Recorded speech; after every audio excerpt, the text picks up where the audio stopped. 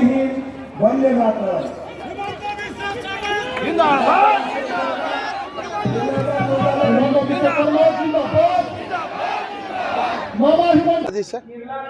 চাৰিটা বজাত গৈ শিলচৰ উপস্থিত হ'ব লাগিব। 4:30 5টা বজাৰ পৰা গৃহমন্ত্ৰী অমিত শ্বাহ ডাঙৰীয়াৰ শিলচৰত ৰোড শ্ব' আছে আৰু ৰোড শ্ব'ত মই ভাগ ল'ম। মাইকটো আৰু আজি আমাৰ 3খন মিটিং হ'ল। বোকাজানত এখন মিটিং হ'ল, এখন মিটিং হাওৰাঘাটত হ'ল, এখন বৈঠালাংছুত হ'ল আৰু 3খন মিটিঙৰ পৰা মই এটা কথা বুজি পাওঁ যে আমি 3 লাখ ভোটতো জিকিমেই, 4 লাখ ভোটৰ কাৰণে আমাৰ ইয়াত চবেই চেষ্টা কৰি আছে।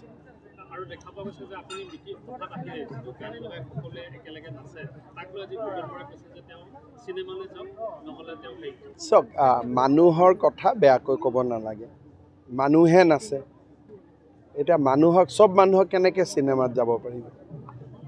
মই বাৰু চিনেমাত গ'লোৱে, বাকী মানুহবোৰ কেনেকৈ চিনেমাত যাব? সেইকাৰণে কংগ্ৰেছৰ মানুহবিলাকে মানুহৰ আৱেগ, মানুহৰ অনুভূতি, মানুহৰ ভাল পোৱা, মানুহৰ ফূৰ্তি, মানুহৰ বেদনা এইবিলাক বুজি নাপায়। মই নিজে নাচাটো মই নাচিব পাৰোঁ, পাব্লিকে কিয় নাচে? মানে আমাক ভাল পায়, মোদীজীক ভাল পায়। এই কথাটো কংগ্ৰেছে বুজি নাপায় কাৰণে আজি কংগ্ৰেছৰ অসমত এইটো অৱস্থা হৈছে।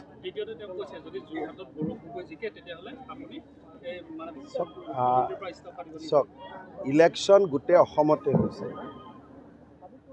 এটা সমষ্টিৰ লগত গোটেই অসমখন জড়িত নহয়।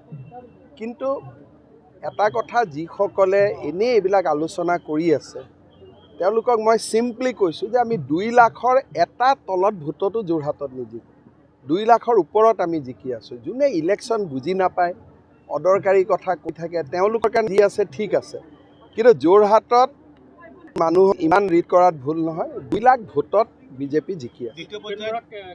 ভূপেন বৰাটো নিজেই বিজেপিত আহিব, 2 দিন পিছত তেওঁ এপ্লিকেশ্যন কৰি থাকিব, আহিব লাগে। তেওঁৰ কথা আপোনালোকে গুৰুত্ব দি আছে, বাকীটো কোনেও গুৰুত্ব নিদিয়ে। গোটেই ইলেকশ্যনৰ গোটেই জেগাত তেওঁৰ কোনোবা এখন তেওঁৰ কথা শুনিব মানুহ আহিলে নেকি? ইভেন মাইনৰিটি এৰিয়াটো অহা নাই। গতিকে মানুহে জানেই যে এওঁ বিজেপিত গৈ আছে বুলি। একো নাই, 1% কংগ্ৰেছৰ মানুহ আহিলে আমি কি কৰিম কওক?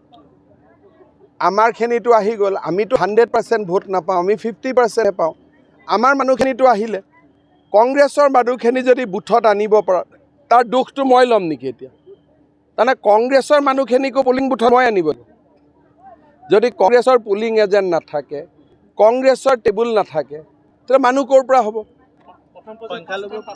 5টাতে ক্লিন চুইপ, ইলেকশ্যনে নাই। অসমত 11 চিটত কোনো ইলেকশ্যন নাই। বাকী 2টা চিটতো মোটামুটি আমাৰ কণ্ট্ৰলত আহি গৈছে। নগাঁওতো বহুত ভাল হৈ আছে। মোৰ 23 তাৰিখে কেম্পেইন আছে ৰূপহী চামগুৰি, তাৰপিছত মই এটা ক্লিয়াৰ পিকচাৰ ক'ব পাৰিম। কিন্তু এতিয়া আমাৰ পজিশ্যন বহুত ভাল। কংগ্ৰেছটো নায়েই, কণ্টেষ্টটো আমাৰ হৈ আছে UDFৰ লগত। নগাঁৱত আমাৰ কণ্টেষ্ট UDFৰ লগত হৈ আছে। কৰিমগঞ্জৰ কণ্টেষ্ট আমাৰ UDFৰ লগত হৈ আছে। কংগ্ৰেছটো পিকচাৰতে নাই। ধুবুৰীটোৰ ক্ষেত্ৰত এতিয়ালৈকে ধুবুৰীত যোৱা নাই, 3rd ফেজত আছে। 25 তাৰিখৰ পিছত ধুবুৰীৰ কথা চাওক। প্ৰথম পৰ্যায়তে বিনাকান্দি সমষ্টিত এইবাৰ আমি প্ৰায় 1 লাখ ভোট পাইছোঁ, 80-90 হাজাৰ। সংখ্যালঘুৱে ভোট নিদিলেতো তাত 80-90 হাজাৰ ভোট আমি পাব নোৱাৰোঁ। আপোনালোকেও খবৰ কৰক, কাৰণ সংখ্যালঘু সংখ্যাগুৰু এই ভাগটোৰ কথা নাই। সকলো মানুহে মোদীজীৰ পৰা উপকৃত হৈছে, সবকা সাথ সবকা বিশ্বাস। গতিকে মোদীজীক সকলোৱে ভোট দিয়ে। আমাক পিছত ভোট দিব নিদিব বেলেগ কথা, কিন্তু মোদীজীক সকলোৱে ভাল পায়। এখন দি বাকী সকলোতে বিজেপি আগবাঢ়ি আছে। কিন্তু নগাঁও আৰু কৰিমগঞ্জত UDFৰ লগত আমাৰ কণ্টেষ্ট আছে। ইলেকশ্যনৰ পিছত মই আপোনালোকক ক'ব পাৰিম কি হৈ গ'ল, কিন্তু আমি ডেইলি আমি আগবাঢ়ি গৈ আছোঁ। ভূপেন বৰাৰ কথাটো, ভূপেন বৰাৰ চেপ্টাৰটো এইটো বাদ দিয়ক আৰু এইটো সুধি থাকি লাভ নাই। Article 244A Haren Singh already পাৰ্লিমেণ্টত বিল ছাবমিট কৰিছে। অমৰ সিং টিচিয়েও ছাপোৰ্ট কৰিব, হ'ব।